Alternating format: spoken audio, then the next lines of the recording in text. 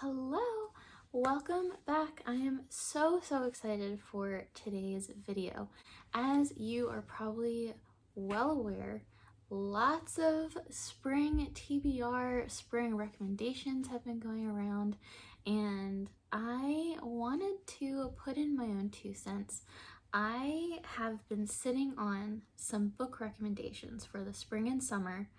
Mostly spring, but a little bit of summer in there too. I've been sitting on these recommendations for months. I read at least 3 or 4 books this winter that after I finished them, I was like, oh my gosh, I loved those books so much, but it would have been made 10 times better if I had read them in the spring or summer.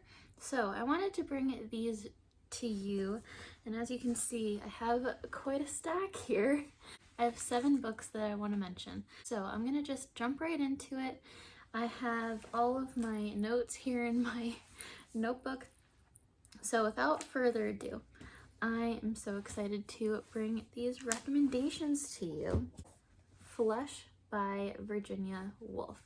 This book I read last month, probably maybe the end of February or in March, and this book is the perfect read for either spring or summer, either or.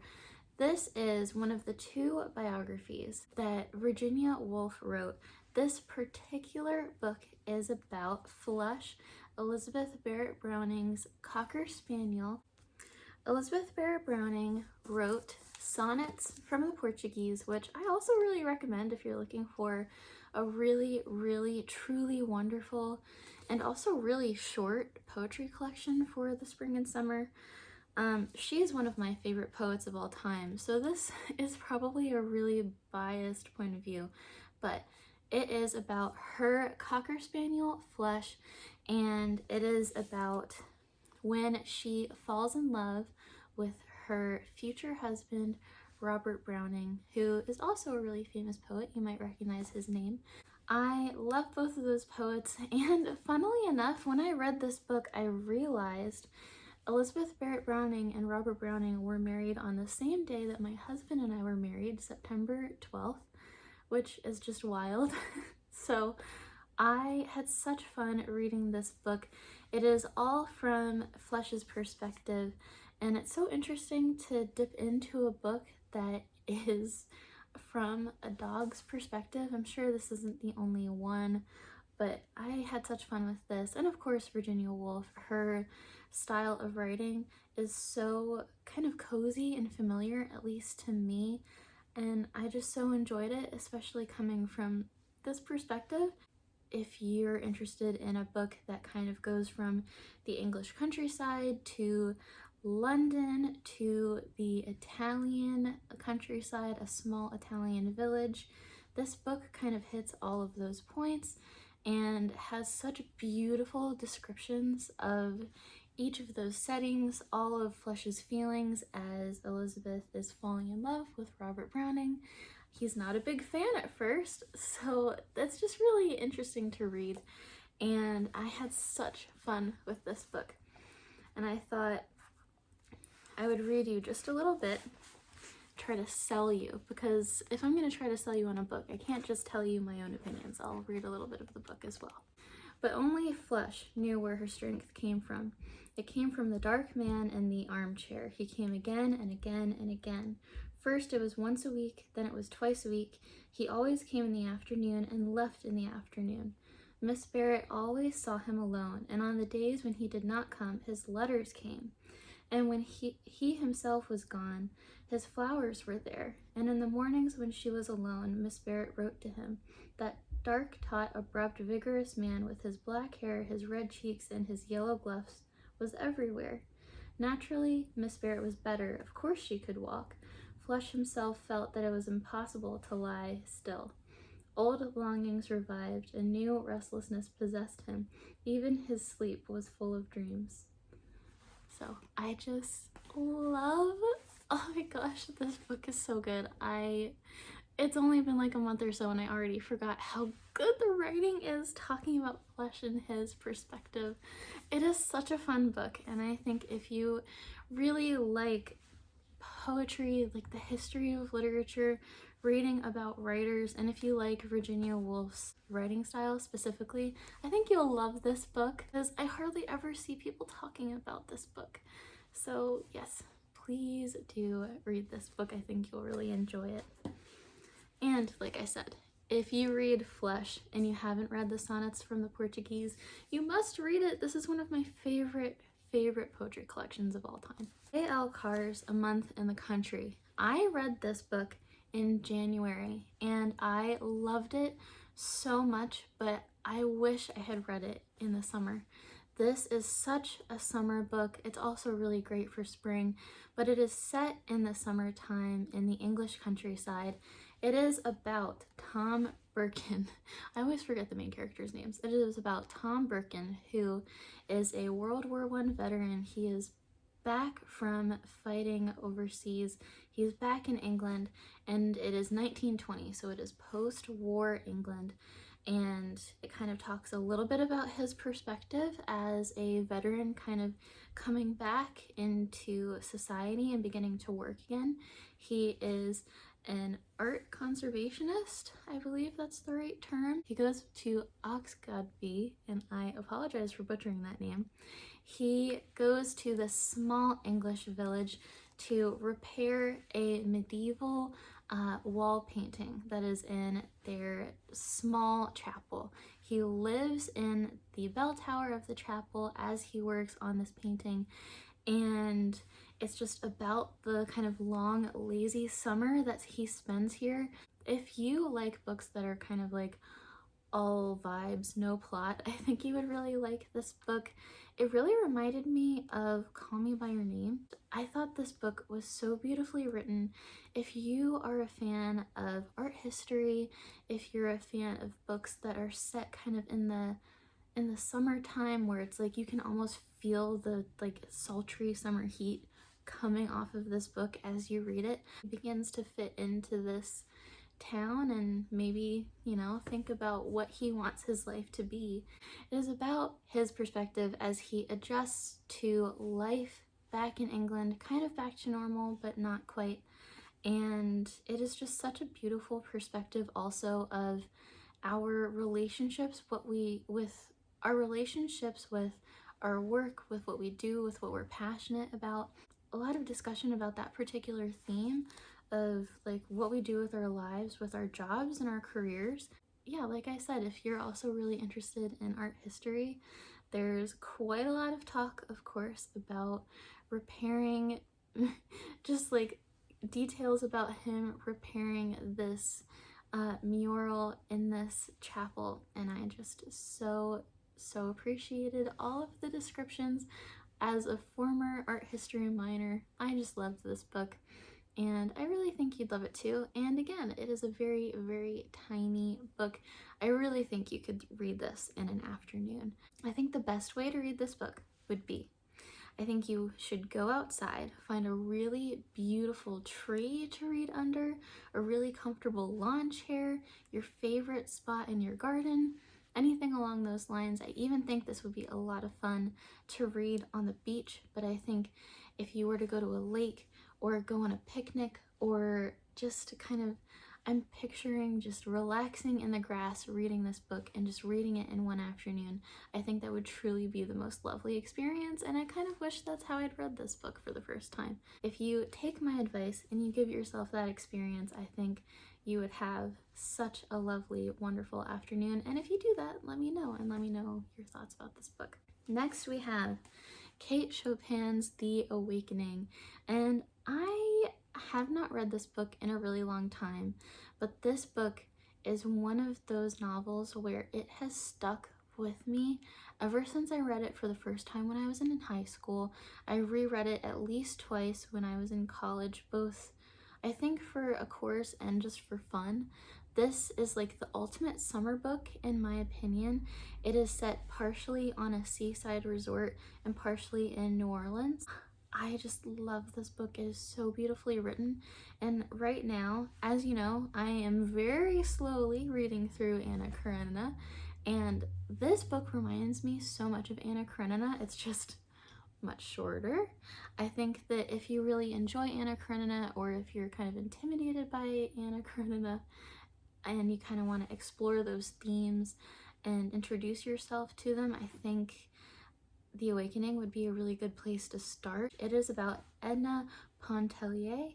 I think that's how you pronounce it. She is a wife and a mother. She is a younger woman married to a little bit of an older man, I believe. And she is okay with where she is as a wife and mother, but she doesn't feel very fulfilled, and she falls in love with somebody else at her seaside retreat. And the story goes on from there. And the thing that I really like about this book is that it not only kind of talks about those themes. Personally, I don't love themes of adultery in books, that's just my personal opinion, but the thing that I really love about this book is it talks about how Edna feels her own emotions with her life and her place in society. There's also themes of artistic expression in this book that I think are really interesting.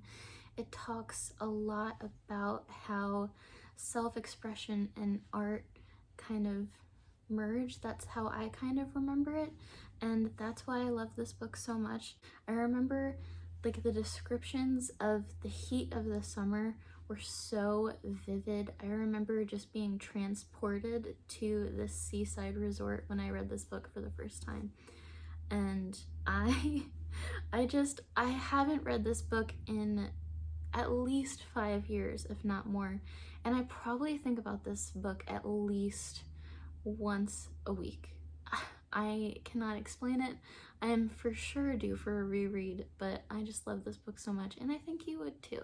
And as you can see, this particular copy has her selected stories. Kate Chopin also wrote a lot of short stories that I've read a fair amount of, and I think they're really great too. So if you get a copy like this, I think most copies of The Awakening have some of her short stories as well. So if you keep an eye out for that, who doesn't love reading a good short story on the beach? So I highly recommend finding an edition like this as well. Just a tip. A book that I spoke about at length in my last reading vlog, so I'll try to keep this short and sweet. This is Cranford by Elizabeth Gaskell. I know I talked about this book so much in my last video, so I'll try to keep it short and sweet, but I loved this book so much, and I really think that this is the perfect book for spring. I honestly think that if you were to just read a chapter a day for like a week or two, maybe in like May or June, when it's like the end of spring into the beginning of summer, I think that would be the best vibe. I don't know why, I'm just feeling that. And I think if one of you out there does that, you have to let me know, because I think it would be such a beautiful experience. This book is about the town of Cranford, as you can probably tell by the title. It is, I'm gonna read the first line too, because really it describes it so much better than I even could. In the first place, Cranford is in possession of the Amazons. All the holders of houses above a certain rent are women. That's the first sentence of the book, and it really encapsulates the feel of this book. It is about women moving through society. There's not an awful lot of male characters in here. It really is all about the women, and it explores themes of grief and love and female friendships. It explores themes of poverty, even amongst those who are supposed to be kind of the upper crust of society. And I just think that its portrayals of female friendships are the absolute best.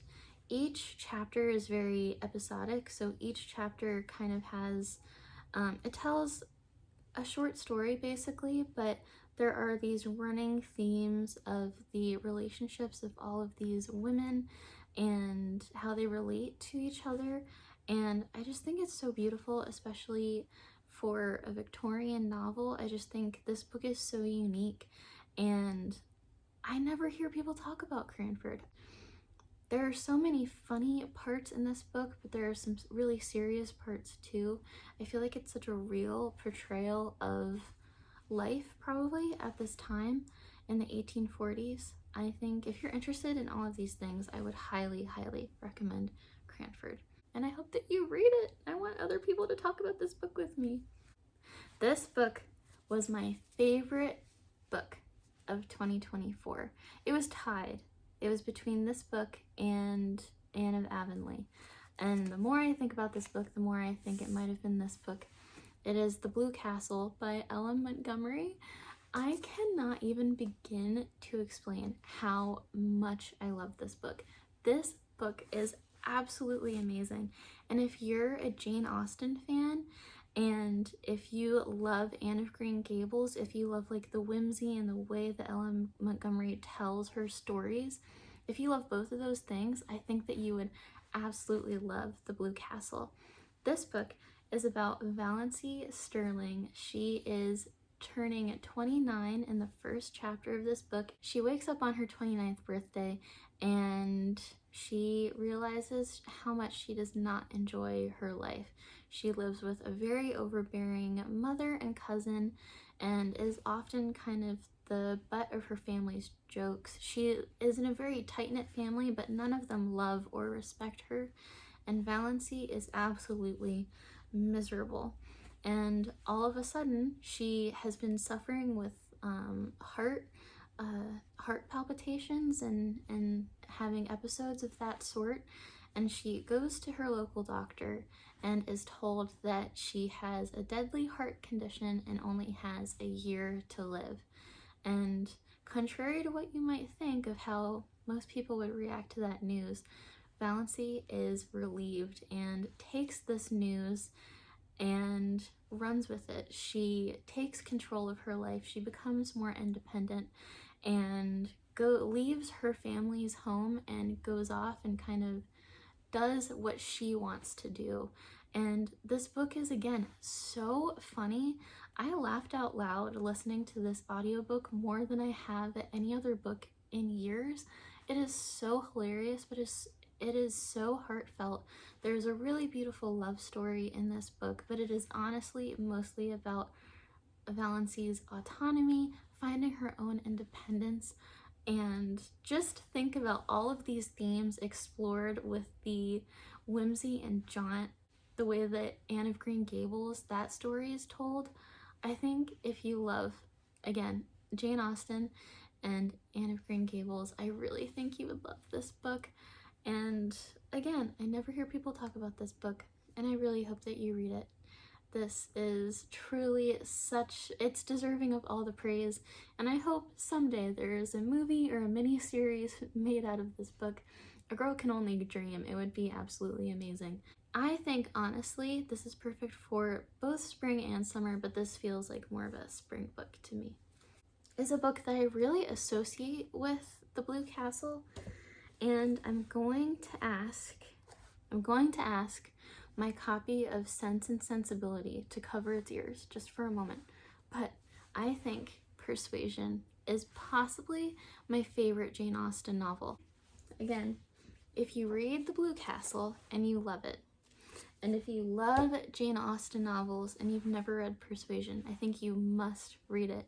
It is so beautiful. Again, it is so short.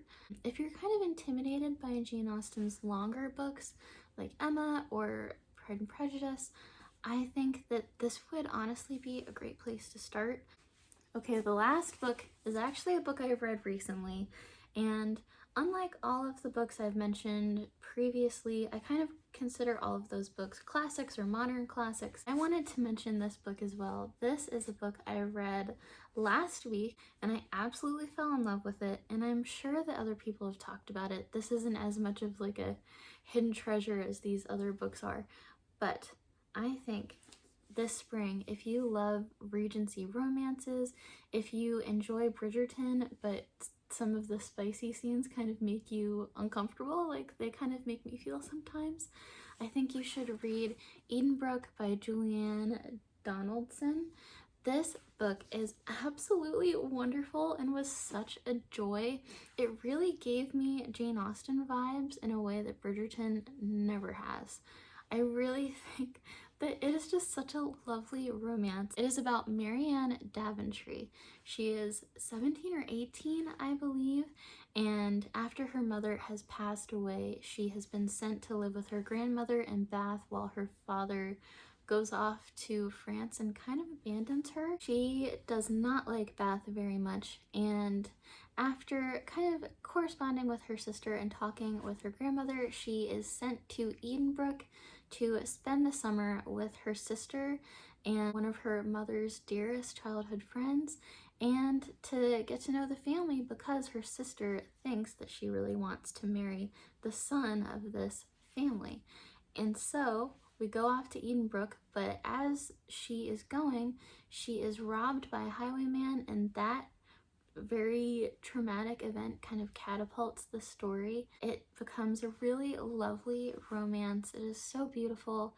It is honestly so cozy. Like, I would definitely call this like a cozy romance. I got this copy. It is Edenbrook and the Heir to Edenbrook, which is kind of like a short prequel novella. It was only about 50 pages, and I read that a couple of days ago, and it was so good. It made me wish that there was an entire second book fully from the romantic interest perspective. And I just think it was honestly so well written, and I love this book, and I hope you read it and love it too. So I will quit babbling on about all of these books. I hope you found a book to maybe read this spring or summer. If you read any of these books, please let me know. I would love to chat about any of them. These are all like top tier 5-star books for me. Please let me know if you read these books. Please like, comment, and subscribe, and I hope you have a very happy spring, and I will see you very shortly with a reading vlog soon.